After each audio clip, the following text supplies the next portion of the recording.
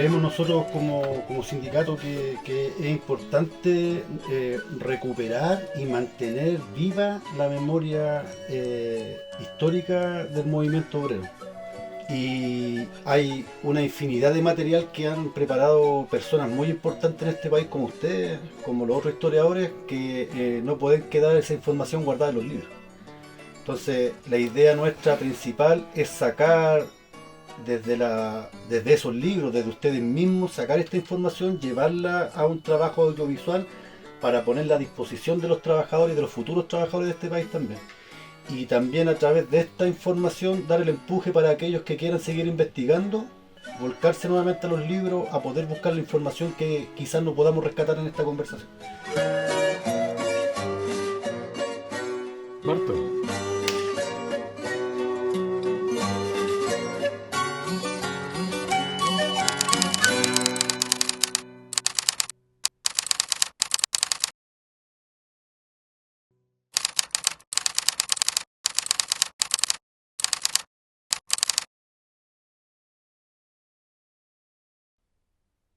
A mí me gustan, por ejemplo, cuando vino Fidel Carmen Allende y sus discursos.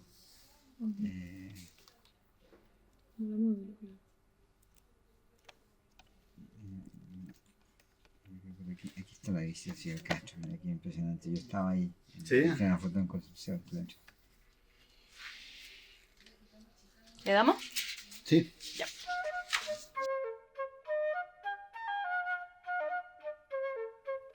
Yo creo que primero el movimiento obrero y la clase obrera eran señalados por el discurso oficial de la época, diríamos, por la Unión Popular, como el sujeto histórico fundamental.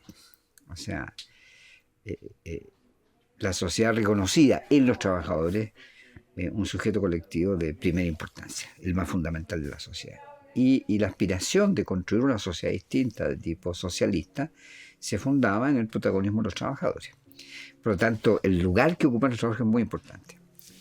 Ahora, hay que hacer distinciones de todas maneras porque el socialismo o el cambio social no siempre es el mismo, a pesar de que tengan nombres semejantes en los distintos países, depende de las particularidades de ese país.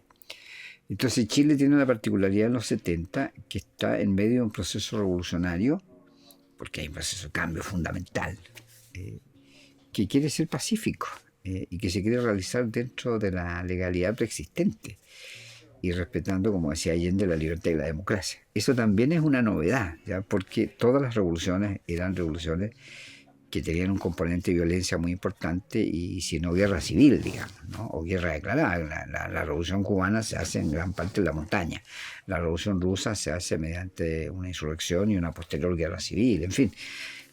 Entonces no había experiencia preexistente de hacer un camino como el que se ensayaba en Chile. Y esto entonces coloca una originalidad, una ventaja en cierta manera, pero también una dificultad. Que hacer el cambio de esta manera supone articular al movimiento social con el Estado, con la institucionalidad. Y parte de ese problema lo está viviendo el movimiento obrero y sindical en los años, a fines del UP, digamos, el 72-73. Por varias razones, digamos. Primero porque dentro de las reformas que propone Allende, claro, estaba la reforma agraria, que comprometía un gran segmento de trabajadores campesinos, trabajadores agrícolas, o campesinos, en el sentido más estricto, la nacionalización del cobre, que implicaba, en fin, que el Estado tomara posesión de nuestras riquezas, no era solo el cobre, el hierro, el carbón, de todas nuestras riquezas minerales o riquezas básicas, como se decía en la época, y al mismo tiempo la creación de un área de propiedad social, y por lo tanto que un segmento de la industria fuera propiedad colectiva del Estado, ¿ya? Entonces, en todos estos cambios, en estas grandes reformas, los trabajadores eran fundamentales. Pero al mismo tiempo suponía que la legislación preexistente o la legalidad preexistente hiciera posible estos cambios. Y entonces esto variaba dependiendo del campo que se hacían los cambios. En el cobre, Allende propuso una nueva ley que finalmente el Parlamento chileno aprobó y por lo tanto el 71 se nacionaliza el cobre, con una ley que es aprobada mayoritariamente por el Parlamento chileno. Esta reforma satisface un amplio anhelo del pueblo de Chile, más allá de las fronteras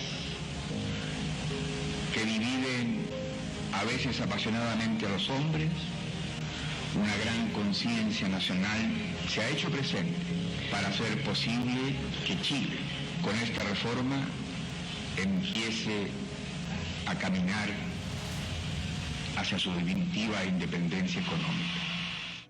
En el caso de la reforma agraria fue también hacer una ley de reforma agraria en el gobierno anterior de Eduardo Frei y que después Allende aplicó de manera más masiva, digamos.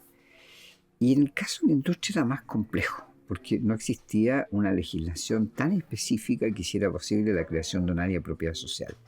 Existían leyes de otros periodos, digamos, que permitían que el Estado interviniera una empresa, por razones de utilidad pública, por razones de seguridad, por distintas razones, digamos, se podía producir la intervención. O, como en el caso de los bancos, que el Estado comprara acciones. Era más complejo hacer este campo. Y eso hizo entonces que el mundo empresarial generara gran resistencia a esta medida de generación de un área de propiedad social. Y que al mismo tiempo los partidos de derecha y de centro ocuparan el Parlamento como un lugar desde el cual oponerse a la constitución del área de propiedad social. Entonces, el área de propiedad social se constituyó, en cierto modo, en el mayor eje del conflicto durante el UP. Y que llevó el año 72 a un famoso paro de los camioneros, ¿ya? Pero que al mismo tiempo implicaba paro después del comercio, paro del transporte y paro industrial. Ha llegado el instante que levantemos los crespones del paro indefinido, determinante y hasta las últimas consecuencias. En junio del 73, Jaime Celedón invitó al programa a León Vilarín, líder de los camioneros que realizaron una serie de paros contra Salvador Allende. Frente a ese movimiento de la burguesía, de las clases medias, de los profesionales, en fin, se genera una respuesta popular muy importante, que es justamente la de los trabajadores, la de los sindicatos. Pero los sindicatos no solo desde la CUT, sino que los sindicatos en sus territorios.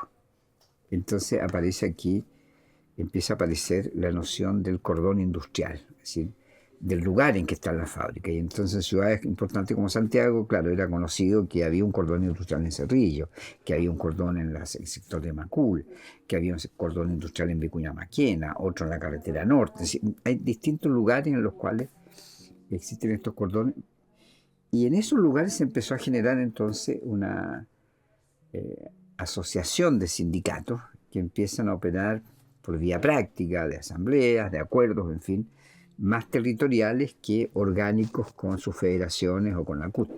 El paro patronal de camioneros y de locomoción efectuado el 8 de octubre de 1972 significó un punto de no retorno entre el gobierno y el empresariado. La derecha daba un duro golpe a la economía de todo el país. El desabastecimiento de norte a sur suponía un caos nacional y un importante descontento social que golpearía al gobierno. Pero el paro patronal no solo forzaba una resolución por la fuerza, sino que también impulsó la movilización y organización que ya se venía gestando en las poblaciones entre mujeres, jóvenes y trabajadores de la industria y del campo. De este modo, se levantaron mecanismos de participación y acción directa, los denominados cordones industriales. A través de ellos, se aceleró la toma de fábricas que luego algunas pasarían a ser estatizadas. Dentro de los cordones industriales que forjaron la asociatividad sindical, existieron aquellos que sirvieron de base y ejemplo para el futuro. Entre ellos, el cordón Cerrillos-Maipú, que anterior al paro ya había comenzado sus actividades de organización bajo el nombre del Comando Comunal de Trabajadores, a inicios de junio de 1972. Esto generó más de una tensión, digamos, ¿no? Porque en el fondo, como que en medio del proceso empezó a emerger una dinámica nueva, distinta. El problema de esta dinámica justamente es que era nueva, era distinta y implicaba tomar decisiones. Y cuando se toman decisiones siempre emerge la disputa por el poder. ¿Quién toma la decisión, no? Bueno, eso hizo que emergiera de los cordones industriales la noción de poder popular, que estaba en el programa de la UP, pero estaba de manera un poco vaga, o estaba pensando que iba a haber una Cámara única, que iba a ser expresión del poder popular. Pero aquí empieza a emerger un poder popular bastante más concreto, más específico, pero respecto al cual, por supuesto, se genera una gran oposición. Incluso a la CUT le cuesta procesarlo y tomó tiempo que la CUT aceptara que podía convivir con esta dinámica más de base, digamos, ¿no? Y al gobierno también. Yo creo que Allende sí siempre se dio cuenta que no. Él decía, no, pero este poder no puede ser en contra del gobierno, tiene que ser un gobierno que vaya con el gobierno. Pero este problema, gobierno o Estado y sociedad civil, o digamos, gobierno sindicato o Estado sociedad civil, o como dice Gramsci, sociedad política, sociedad civil, es un problema que en Chile siempre ha sido muy complejo. Poder articular esta relación entre la institucionalidad y lo que pasa en la sociedad. Por muchas etapas y en muchos momentos el Estado es un Estado opresor y por lo tanto es un Estado que oprime, es un Estado que limita, que impide que el movimiento se desarrolle. Pero en otras ocasiones, y esto es lo que insistía Allende, en el caso chileno el Estado era más poroso, tenía más apertura y por la vía de la legislación se había logrado alcance y conquistas, como se decía en el campo sindical, conquistas sindicales históricas, digamos. Por lo tanto, era posible pensar que el Estado no fuera solo un elemento opositor, sino que un aliado, podríamos decir, de ciertas demandas de los trabajadores. Y que el Estado más cumpliera con ciertos servicios fundamentales, ¿no? Como el servicio de educación, de salud, vivienda, etc. Todo esto hace que sea más complejo, entonces, el cómo se produce la relación entre la institucionalidad y el propio movimiento. Y yo creo que las tensiones que se generaron en Chile al final de la UP, entre la propia izquierda, ¿no? Entre el PC y el PS, el PC y el MIR, el PS, el MAPO y el MIR, en fin, que tendieron a dividirse un poco entre lo que apostaban más al Estado y lo que apostaban más al poder popular, a este poder de la base. Pero en rigor se requería de ambas cosas. Y por eso la tragedia chilena, la tragedia desde el punto de vista de la izquierda, es la dificultad de establecer buenos acuerdos en el sistema de partidos y entre el gobierno y la base social, y por lo tanto, y los cordones industriales o el poder popular. Y este problema nos persigue, porque es un problema parecido en la época de las protestas en los 80, es un problema no resuelto en el estallido social, que también nos lleva a dividirnos, a pensar que no, todo está en el Estado, no, todo está en la movilización en la calle. No, esto en Chile inevitablemente va a tener componentes institucionales y componentes sociales. Entonces el UP termina en medio, yo diría, de ese conflicto. Y en medio de ese conflicto se fortalece la derecha, el empresariado y los militares. Y entonces, cuando viene el golpe, quizás por eso la sorpresa, el golpe nos pasa por encima. Porque le pasa por encima a la sociedad, porque además el golpe de Estado chileno tiene una forma que proviene de la guerra, que es de ocupación. El golpe de Estado es una suerte de ocupación militar de la ciudad y del país. Los militares ocupan la propia sociedad, como si fueran un ejército que viene de otro invasor, exactamente. Invade y controla y pone las normas del conjunto de la sociedad. Entonces es muy raro esto de que la fuerza militar, que es de tu país, con la teoría del enemigo interno, invada tu país y oprima tu propio país. Y por lo tanto oprima a sus ciudadanos, digamos, y oprima a toda esa ciudadanía que no está de acuerdo con la derecha o con los Estados Unidos, en fin. Tras el carácter refundacional de la dictadura en Chile, se produce una desarticulación de la clase obrera y campesina, además de un barrido de los derechos ganados. La represión a modo de ocupación, control del territorio, de los lugares de producción y de las instituciones principales del país fue un accionar sin precedentes en el mundo entero. Ahora, esta lógica de ocupación que yo hablaba es una lógica de ocupación territorial. Por lo tanto, implica que los militares ocupan las ciudades, copan las ciudades. En un principio los lugares más fundamentales, ¿no? En el caso de Santiago, la moneda, las radios, en fin, etc. Pero una vez que logran un control sobre algunos centros importantes del poder, inmediatamente viene el control justamente a los cordones industriales y a las poblaciones, a los territorios, digamos, donde habita el mundo popular. Y aquí hay un rasgo además que es muy importante. La dictadura entre las dictaduras latinoamericanas, la chilena probablemente es la más antipopular. Quizás guardando las diferencias y proporciones, así como las dictaduras en Centroamérica, en Guatemala, por ejemplo, fueron más, su objeto fue el mundo indígena, el mundo maya. Aquí fue el mundo de los trabajadores, efectivamente, y el mundo de los trabajadores en sus domicilios o en sus lugares de trabajo. Por supuesto que también al principio la represión se dirige a otros segmentos como, sobre todo los dirigentes políticos, digamos, la izquierda, etc. Pero en esto del control territorial hay casos emblemáticos. Por ejemplo, en el caso de Santiago, el sector de Paine tiene más de 70 víctimas, que son gente que desapareció, gente que fue fusilada, gente que fue, en fin, bueno, ella desaparecer, que es brutal, digamos, ¿no? Y en otros casos, como por ejemplo la Caravana de la Muerte, que es esta caravana que recorre distintas ciudades y sí recorre el norte del país, al principio el informe Rettig también se identificaban como 70 víctimas. Hoy día las investigaciones han continuado, estamos sobre 90 víctimas. Es decir, también es una operación criminal de terrorismo de Estado evidente, digamos, sin ninguna... Y una vez que pasa la primera fase, que es más masiva, que es de esta operación Spain, el caso campesino Mulchen, por ejemplo, es un caso Laja.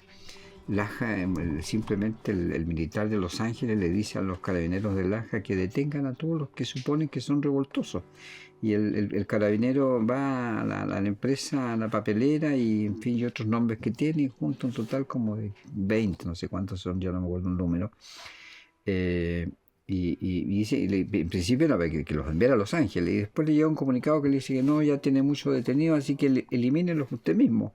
Esto está escrito, está en los juicios, está en las sentencias judiciales, digamos. Sobre esto hay sentencias judiciales. Yo estoy trabajando un poco en eso.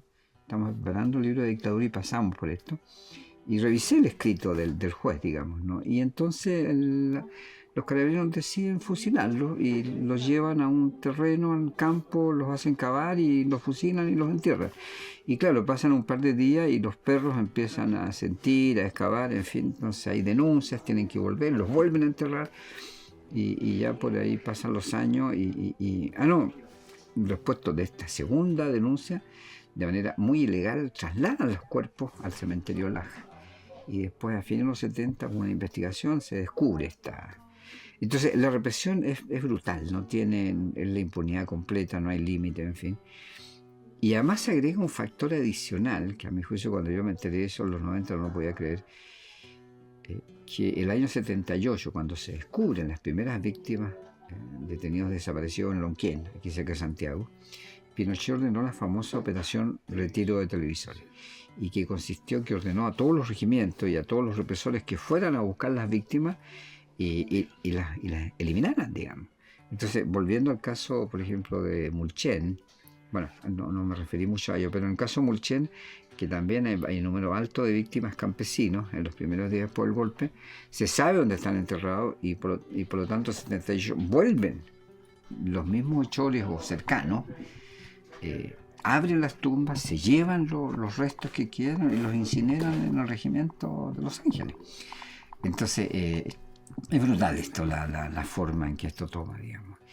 Posterior a la ocupación, la represión tomó una táctica diferente, donde se comienza un proceso de institucionalización de la violencia política en el que se utilizaron diferentes dispositivos legales y jurídicos, que arrasaron con los derechos laborales antes ganados. Entre ellos, la creación de diferentes decretos leyes durante los primeros años de la dictadura fue de suma importancia para la validación y profundización de los mecanismos de violencia.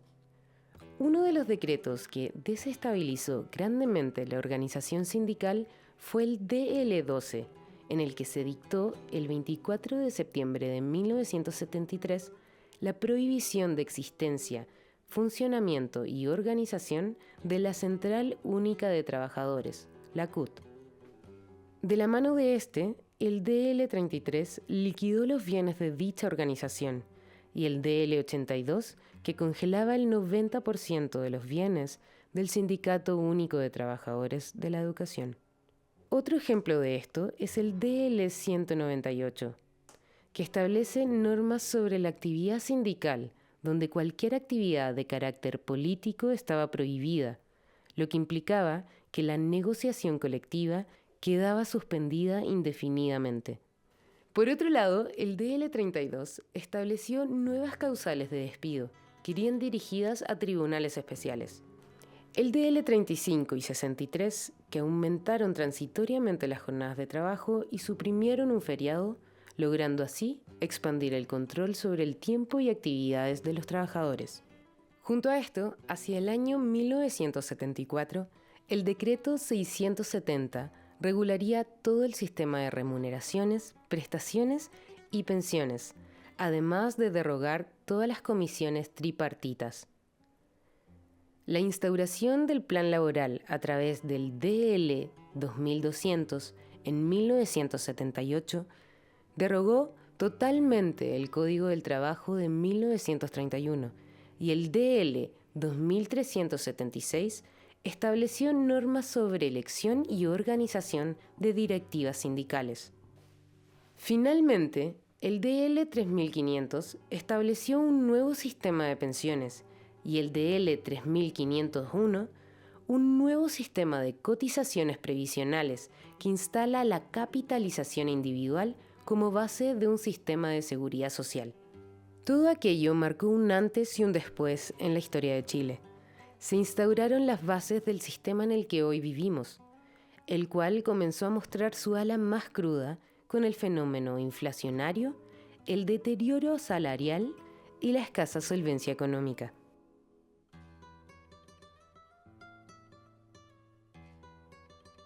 Estaba revisando también cifras de salario y los salarios cayeron también de manera bastante fuerte y los salarios hasta el 79 todavía no se recuperaban respecto a lo que era el año 72. Es decir, los salarios recién se van a empezar a recuperar en la década de los 80. Entonces el panorama social es de una clase obrera que ha disminuido, de salarios que han disminuido, de una legislación que limita todo su accionar. Y esto tiene otros efectos sociales que son tanto más complejos, ¿no? Que cuando disminuye la clase obrera no significa que no existan los sujetos, esos sujetos trabajadores. Entonces, esto en el caso de Chile se tradujo que por una larga etapa tuvimos un nivel de desempleo altísimo.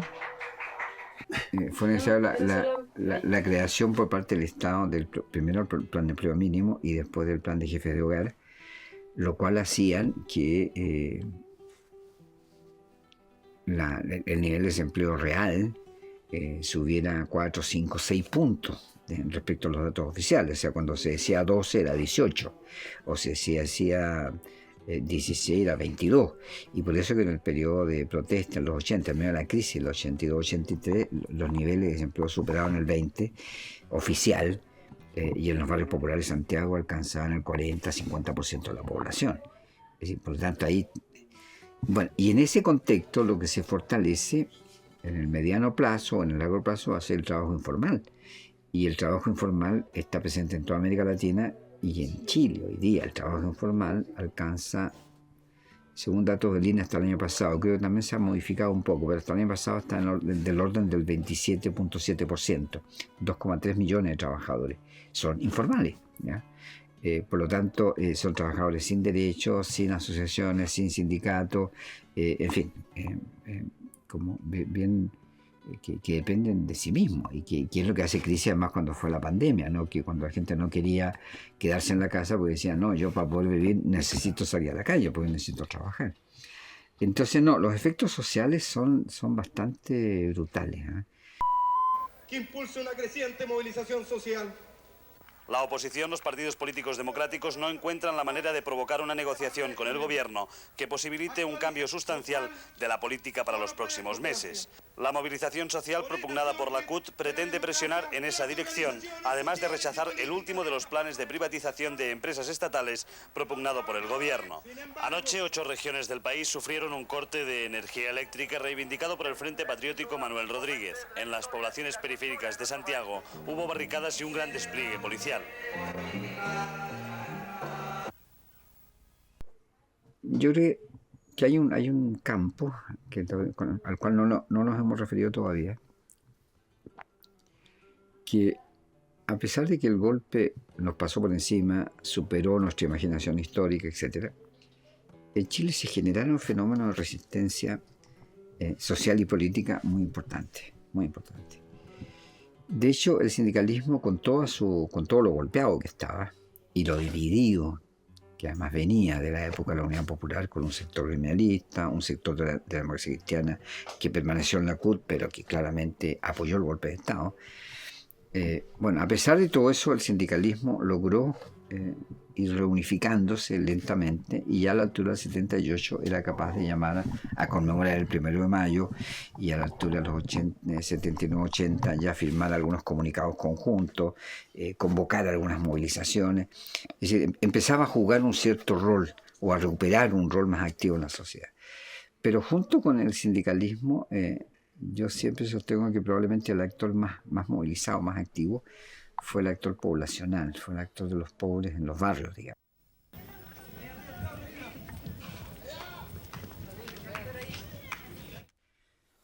Por un fenómeno que es bastante peculiar, digamos, en particular para casos chilenos, ¿no? Que en el caso chileno la Iglesia, que si bien validó el golpe, muy pronto tomó distancia de los militares.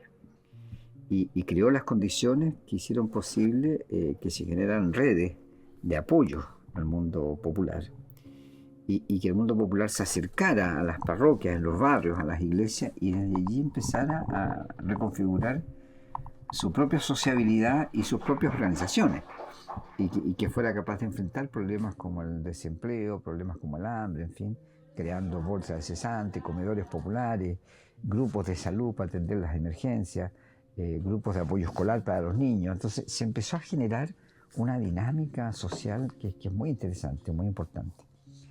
Y después, con el tiempo, otros grupos sociales, ¿no? Las mujeres, que habían sido muy activas en estas propias iniciativas de la Iglesia, después, en los años 80, se ampliaron, ya no solo en los barrios, sino que emergieron también grupos de mujeres en las clases medias que empezaron a configurar un movimiento de mujeres más amplio. Y empezamos, en Chile se empezó a hablar por primera vez del feminismo, y esto se conoce como la segunda ola de la historia del feminismo, ¿no? Por otro lado, los mapuches también, que habían sido afectados por una nueva ley indígena a fines de los 70, también empiezan a reorganizarse en el sur, generan sus propias dinámicas, surge ADMAPU como una gran red de cooperativas, de asociaciones, en fin, y el mundo mapuche también se empieza a separar un poco del mundo de los partidos políticos y a adquirir más autonomía y más presencia directa de sus propias organizaciones, sus propios liderazgos. Empieza a emerger un grupo de intelectuales mapuche que con el tiempo tienen un papel muy importante. Entonces tenemos movimiento poblacional, tenemos movimiento mapuche, movimiento mujeres, movimiento sindical. Las agrupaciones de detenidos desaparecidos hacen huelgas de hambre en el año 78, 79, y son las primeras expresiones públicas de oposición a la dictadura, a la cual nos sumamos mucha gente. Después, en los barrios, así junto con esta organización más de sobrevivencia, también hay organizaciones como de prensa popular, hay organizaciones de grupos culturales en las poblaciones, de grupos de teatro. La mayor actividad cultural de Santiago no estaba en los teatros del centro, porque además estábamos en lo que se llamó el apagón cultural en plena dictadura. Sin embargo, en los barrios habían peñas, había teatro, habían concursos de poesía, festivales de arte popular, circo, en fin, o sea, hay una cantidad de iniciativas en los barrios muy interesantes. Entonces, esto es muy importante porque es justamente esa, como llamábamos en esa época, esa reconstrucción del tejido social, la que se va a expresar en medio de la crisis del 82-83. Y ahí se produce una coyuntura nueva, que es muy curiosa porque el sindicalismo, que estaba muy debilitado, con baja presencia en la sociedad, toma la iniciativa, el CODE, ¿no? con Seguiel, la Confederación de Trabajadores del CODE, de convocar el primero, eventualmente un paro, pero que se dan cuenta que no se puede sostener, y de transformar ese paro en protesta social, protesta popular, y llamar a que otros se sumen a la protesta. Y se produce el 11 de mayo del 83 la primera protesta social, que nos sorprendió a todos. Ahora nos sorprendíamos positivamente. Antes la sorpresa fue el golpe de Estado, ahora la sorpresa la damos nosotros. O sea, la sociedad civil podía tener expresión. Y Pinochet dijo después de para la segunda protesta, esto se acabó, señores, y la segunda protesta creció, y la tercera fue más grande, en fin. Y hay distintas evaluaciones. Nosotros en ECO hicimos seguimiento por lo menos las primeras 14 protestas. Creo que alrededor de 17, otros suben a 22 el número. Pero por lo menos en los 83-84 esto fue impresionante. Y en realidad el ciclo de protesta social se mantuvo hasta el 86. Que el PC quiso transformarlo en el año decisivo, que no fue, es más complejo. De nuevo vuelve la complejidad de la relación entre el Estado y la sociedad, que el PC entendió a media, y volvemos a sufrir una nueva derrota probablemente, ¿no? A partir del 86. Pero son 3 años de movilización popular impresionante. Y esa movilización es posible porque se ha regenerado una redes de organizaciones populares que son capaces de oponerse a la dictadura, digamos. O sea, en ese sentido este pueblo tiene capacidad de resistencia y de memoria histórica impresionante. Yo no creo que seamos un pueblo tan perdido. Lo que pasa es que después los problemas cómo la experiencia social toma forma política. Ese es el problema mayor del movimiento popular chileno, ¿no? Y de la izquierda chilena, digamos. Incluso hoy día, en que la desorientación es mayor, tampoco tenemos izquierda. O sea, lo que tenemos izquierda es como no sé, es algo muy menor, digamos, y para muchos jóvenes casi una caricatura, digamos, ¿no? Y eso obedece a que la izquierda histórica perdió el rumbo y la izquierda nueva todavía está muy centrada en el Estado, muy centrada en las clases medias y por lo tanto sin base popular y sin la experiencia de la calle, del pueblo, digamos, ¿no? Y todo eso, por supuesto, que limita las posibilidades de proyectos de cambios como los que tuvimos en el pasado. Yo creo que el problema después que la protesta no es capaz de derribar a la dictadura, porque es parte del problema en los 80, ¿no? que el pueblo se organizó, protestó, se masificó la protesta, en fin, pero la dictadura tenía muchos recursos, era muy fuerte, no era fácil de derribarla. Y probablemente iba a requerir más tiempo de derribarla, mayor acumulación de fuerza propia del mundo popular. Bueno, cuando eso no ocurre y esas estrategias se debilitan, aparece de nuevo el Estado, la necesidad de tener política frente al Estado. Y ahí se recrean viejos actores políticos, por los viejos partidos, la democracia cristiana, los socialistas, los radicales, en fin, qué sé yo.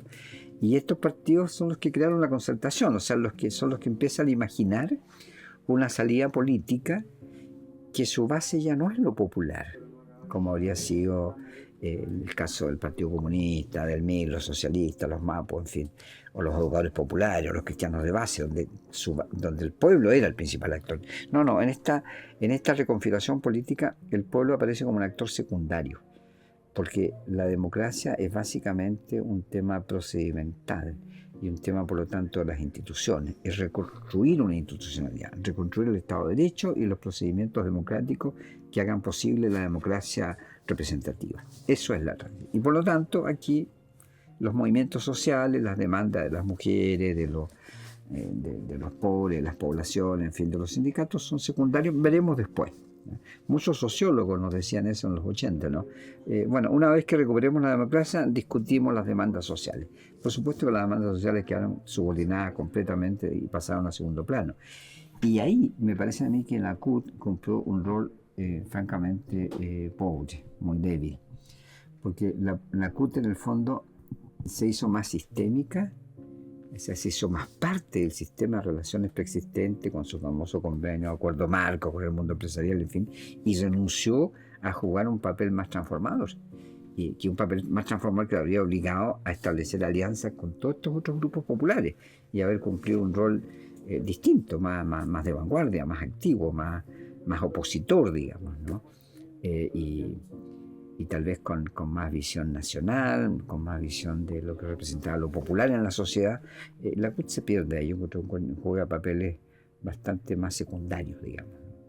Entonces lo que tenemos es una transición sin pueblo, una transición donde no hay actores colectivos populares.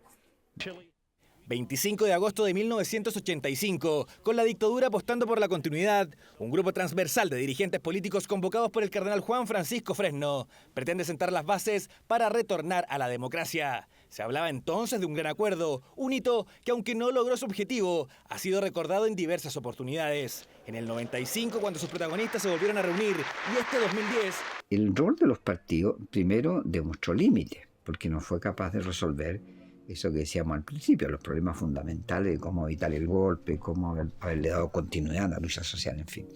Pero además después la dictadura, al modificar el Estado, modificó el lugar de los partidos. Y por lo tanto los partidos dejaron de cumplir el rol que habían cumplido en la etapa anterior. Ese rol de representación, de hacer presente en el sistema político los problemas sociales, ya no fue. En Chile incluso esto fue tan gráfico que se habló por mucho tiempo de la teoría de los 3 tercios, porque aquí la derecha representaba a los empresarios, el centro a la clase media y la izquierda representaba al pueblo. Y claramente en el sistema político los intereses de estos distintos grupos sociales se procesaban a través de la representación política. O sea, los partidos operaban como representación social.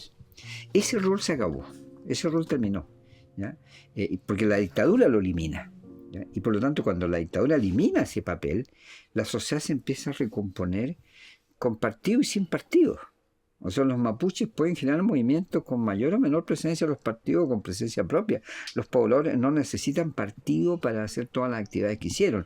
Cuando se reconstruye el movimiento estudiantil de las universidades a través de la ACU la hace sin partido, o con partidos participando, pero no es el partido el que cumple el rol fundamental. Entonces se empieza a modificar el papel del partido. En la transición vuelve el partido, pero vuelve en su versión más tradicional y vaciado de contenido social.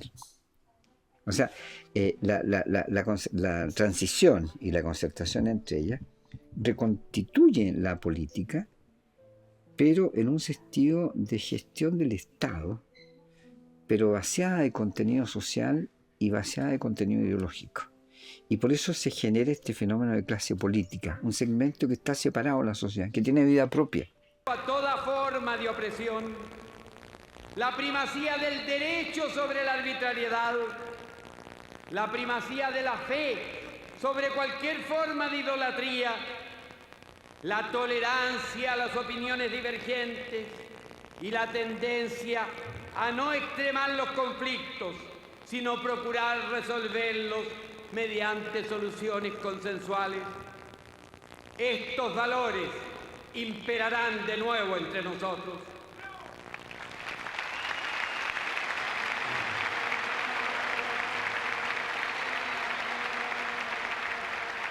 No, yo creo que el lugar simbólico que tienen los trabajadores en Chile es muy grande. Y además, en el sentido de que cualquier iniciativa, proposiciones que vengan de los trabajadores y que hablen en favor de la sociedad los va a escuchar.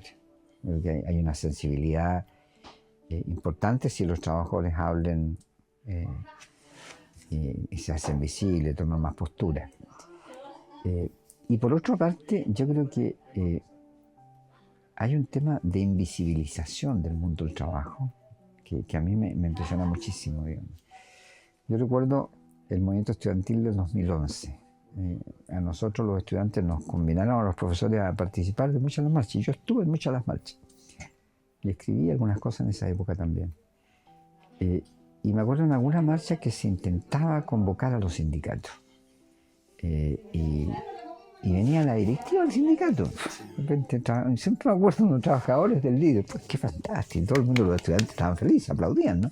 Pero eran 15, 20 personas, digamos, ¿no? Con afiches, con cosas, pero uno no veía masa de trabajadores. Y para el estallido sí yo vi más marcha, pero vi, por ejemplo, mucho más trabajadoras del sistema de salud, profesoras parvularias, como del sistema público, digamos, del sistema privado bastante menos, digamos. Entonces yo creo que también necesitamos reconocer quiénes son los trabajadores en Chile de hoy, digamos. Uno los ve, uno sabe dónde están, pero hay algunos que están mucho menos, ¿no? O que se intentan movilizar y les cae la represión encima enormemente. No sé, los trabajadores salmoneros en el sur, o los trabajadores forestales, ¿ya? O los trabajadores portuarios. Ellos se hacen notar cada tanto con mayor fuerza, digamos. Pero incluso el trabajador de la minería hoy en Chile aparece lo más como el trabajador exitoso del cobre que se desplaza en avión y que después de alguna paralización cobra unos bonos espectaculares, digamos, ¿no? Y que entonces viajan todas las empresas, digamos, los malls a venderle computadores nuevos y autos nuevos. Pero yo entiendo que el mundo de la minería es mucho más que el mundo de los trabajadores más exitosos del cobre, digamos. Entonces tenemos ahí una zona oscura de nuestra propia sociedad, digamos, ¿no? Incluso cuando hay movimientos como en el estallido que se hicieron más notar, como las mujeres o los mapuches o los ambientalistas, la CUT no es capaz de tener esa presencia y de jugar un rol más activo, incluso favoreciendo la unidad de estos distintos movimientos sociales. Nosotros en Chile tenemos una pregunta por la unidad de los movimientos sociales que es fundamental, porque en realidad en Chile los cambios se producen desde la sociedad. Es muy difícil pensar que los cambios vengan solo de los partidos y del sistema político. La mayor parte de las veces los cambios tienen su origen en la propia sociedad.